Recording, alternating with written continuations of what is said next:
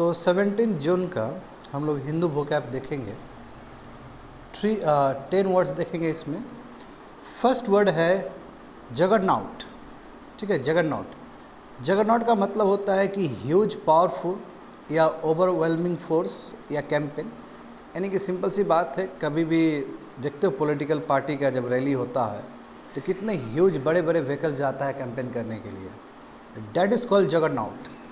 Juggernaut का मतलब है कि बड़ा बड़ा जो व्हीकल है, बड़ा बड़ा जो वाहन है, गाड़ी है, रथ है, ये कैंपेन करने के लिए जाए तो उसको हम क्या कहेंगे? जगरनॉट कहेंगे। तो इस सिनोनिम्स देख सकते हो, कैंपेन हो गया या पावर को शो करना हो गया, और इसका एंटोनिम्स क्या हो जाएगा? पावरलेसनेस।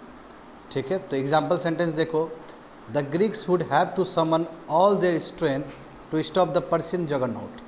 यानी कि जो ग्रीक्स है उसको हर तरह का प्रयास करना था उस समय ताकि वो पर्शियन जगरनॉट को वो रोक सके, स्टॉप कर सके, क्योंकि पर्शिया का जो इन्वेजन था इतना बड़ा था कि उसको रोकना बड़ा मुश्किल होता है, उसको रोकना बहुत मुश्किल हो जाता। तो इसलिए ग्रीक्स को क्या करना है? हर तरह का अपना स्ट्रेंथ तैयार करना है ताकि वो पर्शियन जगरनॉट को वो स्टॉप कर सके, पर्शियन कैंपेन को, पर्शियन व्हीकल्स को क्या कर सके? वो स्टॉप कर सके। नेक्स्ट वन देखोगे, कंप्लीसेंट। कंप्लीसेंट वर्ड बहुत ज़्यादा यूज़ होता है, ये एडजेक्टिव है।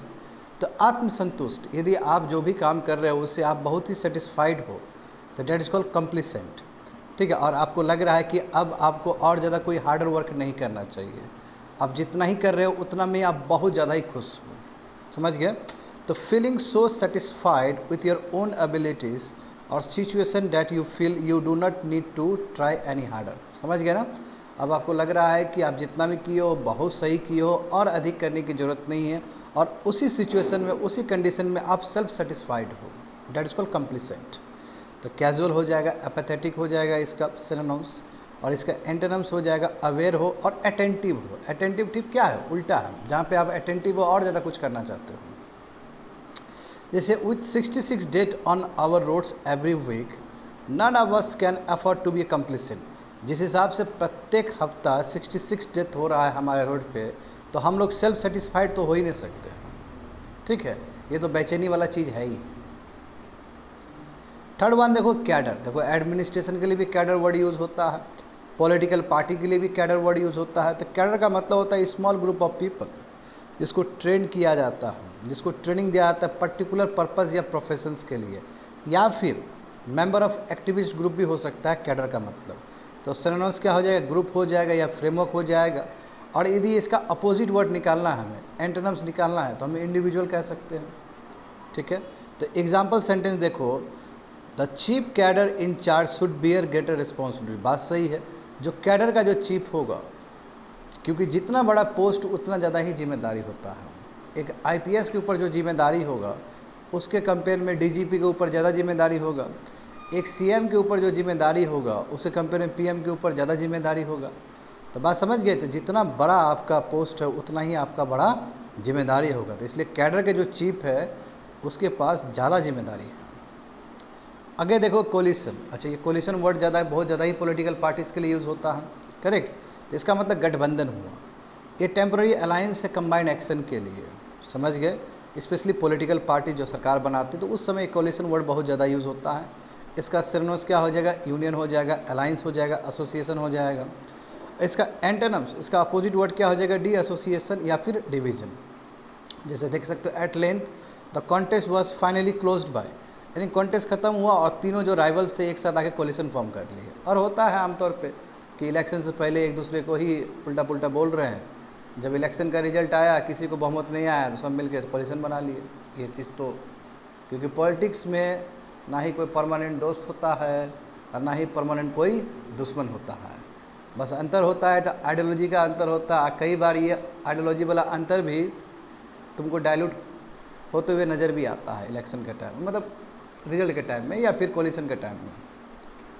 सैचुरेशन, सैचुरेशन वर्ड बचपन से ही सुनते आए हो। सैचुरेशन मतलब हो गया, अब उसके बाद कुछ ऐड नहीं होने जा रहा, वो ऑप्टिमम लेवल है, डेट सैचुरेशन। जैसे बारिश होता है तो ड्यू पॉइंट और सैचुरेशन पॉइंट जानते हो कि उसके बाद क्लाउड और लंबा नहीं ठहर सकता उस हाइग्रोस्कोपिक न्यूक्लियाई के ऊपर, और वो वर्षा हो जाएगा, वहाँ से वर्षा शुरू हो जाएगा। तो सैचुरेशन का मतलब है कि to a very full extent, हो गया बहुत एक्सटेंट, इसके बियॉन्ड नहीं हो सकता कुछ भी चीज़। समझे। तो after filling the entire city with poster and billboards the candidate failed his saturation marketing plan was complete. यानी कि सिटी में इतना ज़्यादा पोस्टर और बिल बोर्ड लगाने के बाद वो कैंडिडेट को लग रहा है कि ये मेरा सैचुरेशन मार्केटिंग प्लान, इससे ज़्यादा हम कुछ नहीं कर सकते हैं।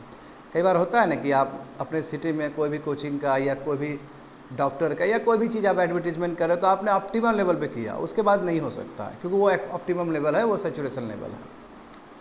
हाँ, रिलेंटलेस क्या है? एडजेक्टिव है। इसका मतलब क्या होता है? हार्श और इनफ्लेक्सिबल, यानी कि बहुत ही रूड होना, समझे ना। अनसिम्पैथेटिक होना। सिनोनिम्स क्या हो जाएगा? रूथलेस हो जाएगा, ग्रिम हो जाएगा। और इसका एंटोनिम्स क्या हो जाएगा? मर्सीफुल या सिंपैथेटिक, ये भी हो सकता है। तो देखो पैंडेमिक क्या है? इतना रिलेंटलेस स्प्रेड हुआ है कि इसने हर एक दिन लगभग 14,000 पीपल को इन्फेक्ट किया है। जानते हो पैंडेमिक का, तो पैंडेमिक रिलेंटलेस ही होता है, निर्दयी होता है। जैसे कोविड-19 में हम लोग डेल्टा वाला देखे थे तो वो 14,000 क्या लाख आदमी को एक दिन में प्रभावित कर रहा था। आगे देखो डिसमिनेट, ये वर्ड भी बहुत ज़्यादा यूज़ होता है। डिसमिनेट का मतलब होता है फैलाना, ठीक है। डिसमिनेट का मतलब ये नहीं होता कि ख़त्म कर देना, वो डिसिमिएट है, ये डिसिमिनेट है, दोनों में अंतर है। तो डिसिमिनेट का मतलब होता है कोई भी चीज़ को स्प्रेड करना, स्पेशली इन्फॉर्मेशन को स्प्रेड करना। जैसे मोदी जी आते हैं तो मोदी जी का जो भी बोलते हैं मोदी जी, तो टेलीविज़न में प्रदर्शन होता है ना, वो प्रसारण होता है ना वो, हाँ। तो वही क्या है? डिसमिनेट करना, अपने इन्फॉर्मेशन को वाइडली पहुँचाना। तो इसका सिमिलर वर्ड क्या हो जाएगा? प्रोपागेट हो जाएगा, स्प्रेड हो जाएगा, सर्कुलेट हो जाएगा। इसका ठीक अपोजिट वर्ड क्या? कंसील हो जाएगा। कंसील का मतलब होता है हाइड करना, कोई भी चीज़ को छुपा कर रखना, या होल्ड करके मतलब वो छुपा कर रखना। सप्रेस मतलब दबा कर रखना, आगे सार्वजनिक होने नहीं देना। देखो यहाँ पे वही बोला गया है कि वो लोग इस तरह का नेटवर्क क्रिएट कर रहे हैं ताकि वो अपना जो 3 ईयर का जो रिसर्च है उसको प्रॉपरली डिसमिनेट कर सके, एटलीस्ट 22 कंट्री में कर सके। और 22 कंट्री में कम से कम 6 इंटरनेशनल रीजन होना चाहिए वो, यानी कि 6 इंटरनेशनल रीजन का 22 कंट्री में वो अपना 3 ईयर का जो रिसर्च प्रोजेक्ट है उसको वो फैलाना चाहता है ताकि लोग सब जान सकें। समझ गए? प्रोब देखो ये वर्ड भी बहुत इंपॉर्टेंट है और हर समय ही आता है करेंट अफेयर्स सब में या जहाँ पे भी। मीनिंग क्या है इसका? जांच करना, ए थॉरो इन्वेस्टिगेशन, क्राइम को देखना या फिर कोई भी दूसरा मैटर को भी देखना, क्या है? प्रोब करना होता है। जैसे मान लो कभी रेल एक्सीडेंट हो गया, जैसे पहलगाम का अटैक हो गया, तो उसके ऊपर प्रोब किया जाएगा ना क्या, क्योंकि उसके पीछे क्या रीज़न है, वो स्क्रूटिनी करना। और इसका एंटोनिम्स क्या हो जाएगा? नेगलेक्ट करना, डिसरिगार्ड करना, ध्यान ही नहीं दे रहे हो आप। तो जो रोबोट को जो घर के अंदर भेजा गया, इसलिए भेजा गया, क्या बिल्डिंग रेडी है? बिल्डिंग के क्या हम एक्सप्लोसिव डिवाइस लगा सकते हैं? कई बिल्डिंग होता है ना कि जो उतना अच्छा ना हो और वहाँ पे आप कोई भी तरह का चीज़ नहीं कर सको, मतलब डिमोलेशन वाला एक्टिविटी करना गलत हो जाएगा। तो रोबोट को भेजा जा रहा है कि अंदर के बिल्डिंग को स्ट्रेंथ को चेक करने के लिए, समझे ना, वो प्रूव करने के लिए। हाँ, सरप्टेशियस, वेरी वेरी इंपॉर्टेंट वर्ड। सरप्टेशियस का मतलब क्या होता है? कोई भी चीज़ को सीक्रेट रखना, ठीक है, और जानबूझ के सीक्रेट रखना, क्योंकि ये जब सार्वजनिक कर देंगे तो फिर इसका अप्रूवल नहीं हो सकता, यानी कि इसका एक्सेप्टेंस होना कम हो जाए, मतलब एक्सेप्टेंस होना बंद हो जाएगा, या एक्सेप्टेंस ज़्यादा नहीं हो सकता है। तो ऐसी चीज़ को गुप्त रूप में रखना को ही हम लोग सरप्टेशियस कहते हैं। हिस प्रोजेक्ट इज सरप्टेशियस, इसका मतलब उसका प्रोजेक्ट क्या है? सरप्टेशियस, उसको सार्वजनिक नहीं किया जा सकता हम, ठीक है। तो देख सकते हो सिनोनिम्स क्या हो जाएगा? स्नीक हो जाएगा, फटीव हो जाएगा, और इसका एंटोनिम्स क्या हो जाएगा? ओपन करना या पब्लिक करना। तो after hitting the lottery, lottery जीतने के बाद फैमिली ने क्या किया? सोचा कि ये इस विनिंग को ना सरप्टेशियस बना दिया जाए, यानी कि छुपा कर रख दिया जाए, किसी को नहीं बताया जाए। नहीं तो लॉटरी का प्राइज़ यदि किसी को बता दिया जाए तो आसपास के लोग सब पहुंचेंगे वहाँ पे कि हमारा भी शेयर दो, हमको भी दो।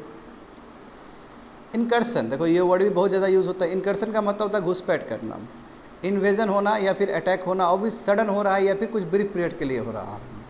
सिनोनिम्स कह सकते हो, इरप्शन हो सकता है, रेड हो सकता है, फोड़े हो सकता है। चाइना फोड़े सुने हो ना, चाइनीज़ इंडियन ओशन रीजन में, बिल्कुल। और इसका एंटोनिम्स क्या हो सकता है? रिट्रीव करना, रिट्रीव मतलब वहाँ से निकलना, वहाँ से हटना। तो देखो वही बताया जा रहा है कि जब कोई भी ट्रूप्स एक कंट्री का दूसरे के कंट्री के बॉर्डर पे आ जाए, दूसरे बॉर्डर को क्रॉस कर दे, तो जाहिर सी बात है कोई भी पीस टॉक जो होने वाला वो पीस टॉक होगा नहीं ठीक से। क्यों? क्योंकि आपने क्यों सरहद पार किया? आपने उल्लंघन किया सॉवरेनिटी का, तो उसके बाद कहाँ से पीस साइन होगा दोनों कंट्री के बीच में? समझ गए ना? That's it, completed.